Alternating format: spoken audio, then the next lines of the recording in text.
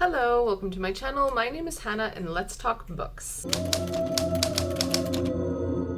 So if you hear a weird noise in the background, one of the chinchillas is biting the bars. I can't get him to stop, so it's just gonna be there. This is gonna be a lot shorter of a video because I only read 4 books in the month of November. 3 of them I read in the first 9 days of the month, so literally that last book took me like 3 weeks to get through, which it's not the fault of the book. I really enjoyed it, but I feel like I'm in a bit of a reading slump right now.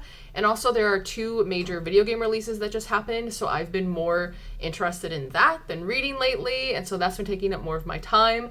So this month I just really did not get a lot of reading done at all, but let's jump right into it with Phaedra by Laura Shepperson. This is another Greek myth retelling. It actually doesn't come out until January 10th of next year. This was an e-arc for me that I received through NetGalley, which I forgot about until just seeing that right now in my notes. And unfortunately, I only gave this 2 stars. So previously, I've read Ariadne by Jennifer Saint, and this book follows Ariadne's sister, Phaedra, who is a princess of Crete.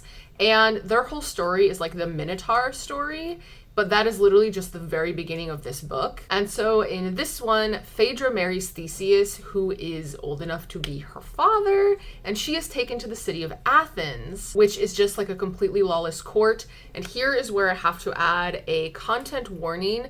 There is rape, child death, and murder, rape being the main subject of this book, because the further description of this book is, while Theseus is away, his son Hippolytus rapes Phaedra, and a good chunk, well, not really a good chunk, but the last part of this book is about a trial that is held to determine his guilt. So while reading this book, I actually thought it was YA despite the subject matter, just because of how it was written. It definitely comes off as such, but then afterwards, when I was rereading the description, I found out this is actually an adult book, and that really shocked me. And as such, I do feel like the description gives false expectations for the book, because it does say that Phaedra sparks an overdue reckoning, and I feel like that's very misleading because the very opposite happens, and then the book just kind of ends there. So since I had read Ariadne, and that was all from her point of view, even though, like, to be clear, this is 2 different authors, I was excited to see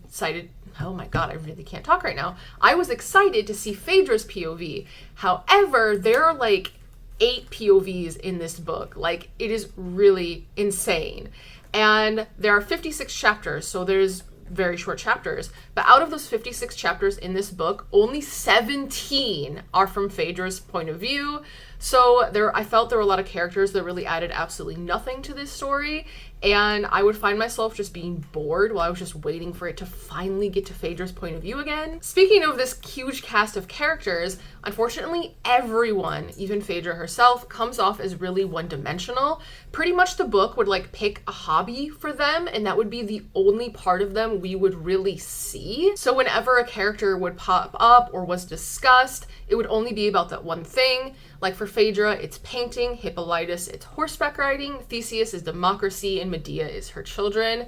And since we never explore their personality any deeper than that, we never really find out who these characters really are. And unfortunately, the plot of this is also super lacking.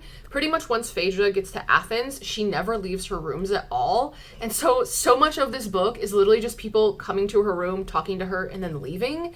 And we'll see it from her point of view and also their point of view. And so it's just like this double dose of nothing. So that brings me to the main topic of this book, which is rape. So skip over if you really don't want to hear any discussion about this. So the description of this book really makes it seem like oppressed women are going to be heard.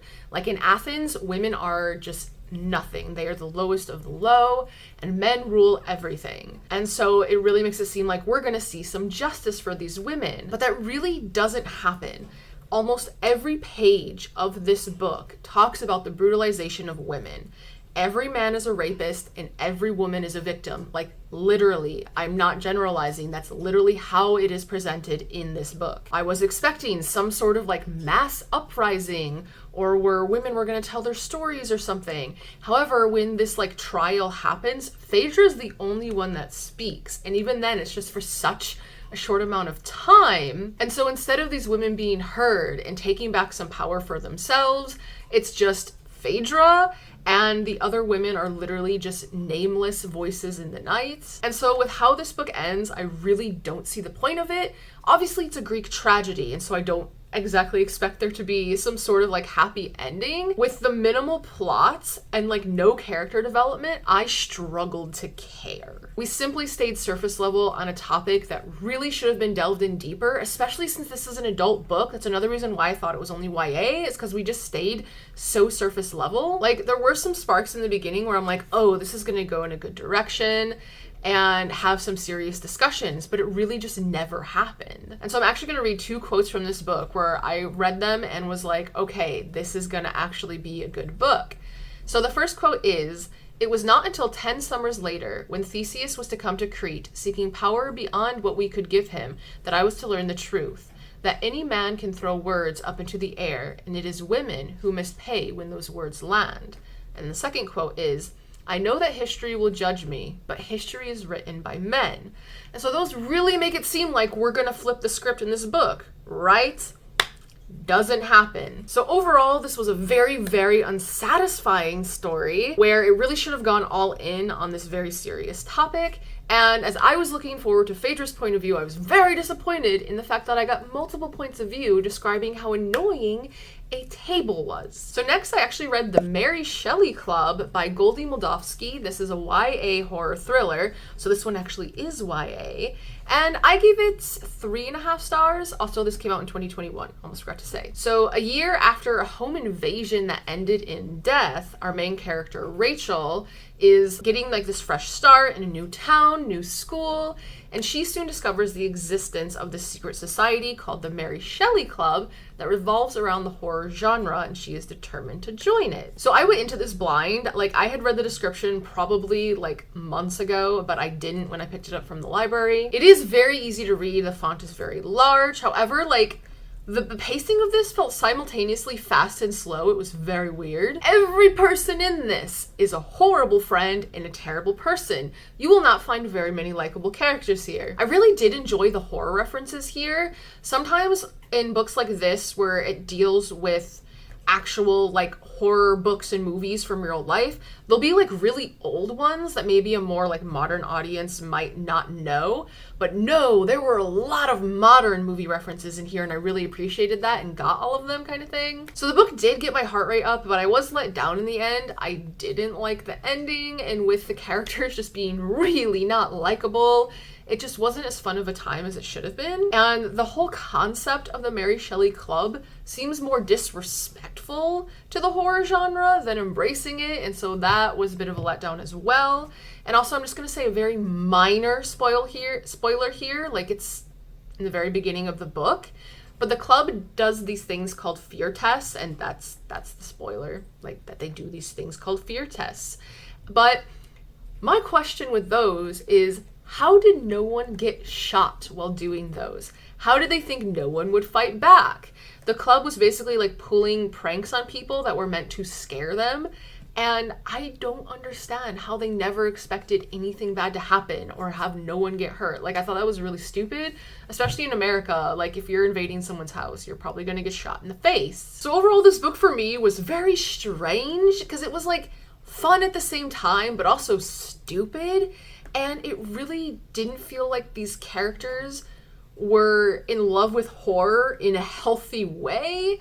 It was just very not what I was expecting. And yeah, I enjoyed it, but it was weird, and I ended up giving 3.5 in the end. Next, I read another e-arc that I received through NetGalley. It is a manga called Sirius Twin Stars by Anna C. Sanchez. This is an LGBT manga. This actually came out earlier this year in April in the original language Spanish because the author is from Spain, so this is a Spanish manga. And it just came out in English November 22nd of this year. And I ended up rating this 4 stars. So I'm actually just going to read the description straight from Goodreads because I think that does it the most justice. So the description is, Danny's bright future as an elite tennis player comes to a sudden stop when, during a match, she has a heart attack. Her newly discovered condition affects not only her health, but also her relationship with her mother, as well as her career. Wanting to get away from everything, she leaves behind the big city and all her problems, and goes with her cousin to a little coastal village. There she meets Blanca, a girl full of life and in love with astronomy. Blanca reminds Danny that life can be beautiful, and that she can shine again like stars do. So this is just a one-shot, so since it's cramming the entire story in one volume of manga, the romance does feel a bit insta-lovey and feels like it moves very quickly, but I mean that's to be expected in one shot. I do think the subject matter could have gone deeper, but I think for a YA audience, it's quite perfect. There is nothing explicit here, like it's literally just like holding hands and maybe like a kiss kind of thing. And the epilogue does do a time skip of like when they're adults, and there's nothing explicit there either. So overall, this is really just a cute manga with a good message. I mean, that's really it. There's not much else to say here. And finally, the book that took me forever to read, even though it shouldn't because I was really into it, and I also can't believe it took me 31 years of my life to read this, is Jurassic Park by Michael Crichton. So this is a sci-fi thriller, obviously. It came out in 1990, so a year before I was even born, and I gave this 4 stars. So I literally have nothing in my notes for this because, like, do you need a summary for Jurassic Park? Like, a rich guy builds a dinosaur park on an island in Costa Rica and shit goes wrong. I mean, there you go. There's a summary of it. And so reading this, obviously, I've seen all of the Jurassic Park / Jurassic World movies. I still, after reading this, don't think Jurassic World movie should have ever been made. But reading this, obviously in my mind, I was making comparisons between the movie and the book. And surprisingly, the movie, like the first half of the book is the fucking movie.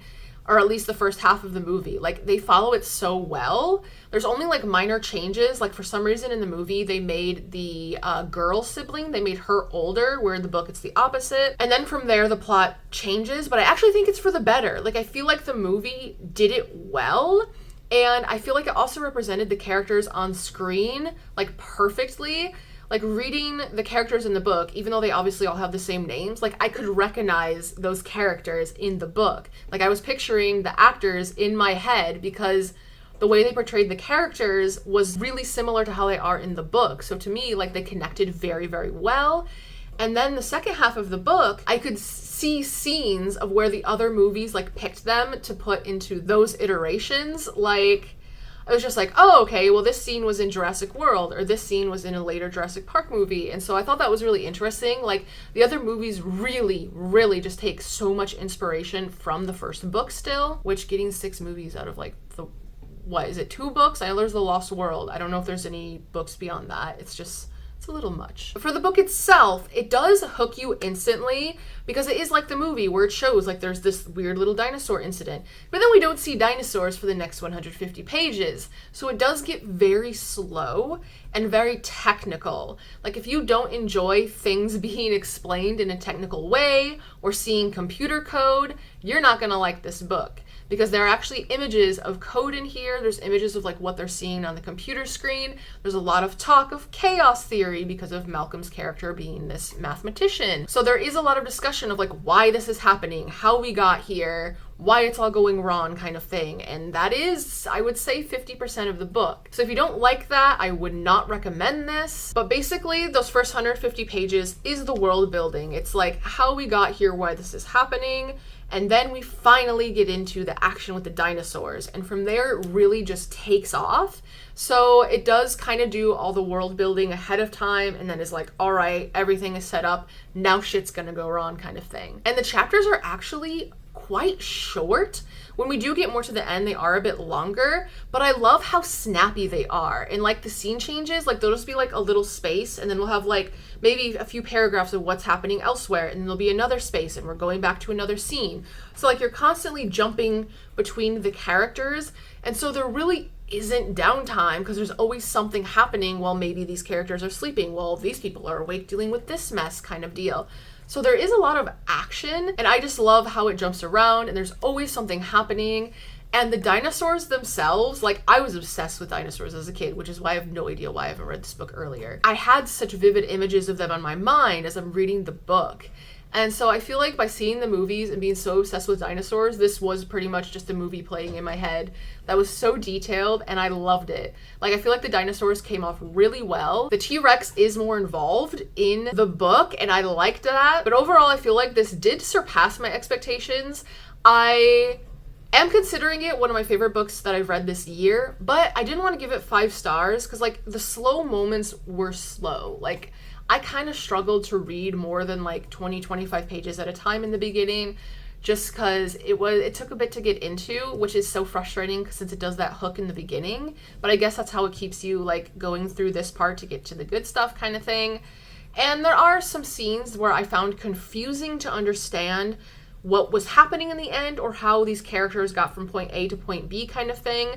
And so I did not feel comfortable giving it a full 5, but I did really enjoy this. And I feel like if you love the movie, you will at least like this book. And that's all. That's everything I read in November. Like I said, really not much. And of course, Appa decided to bite the bars throughout this entire video, so I really hope you can't hear that throughout, but we'll see in editing. But as always, thank you for hanging out with me. It is greatly appreciated. And until next time, bonne journée and au revoir.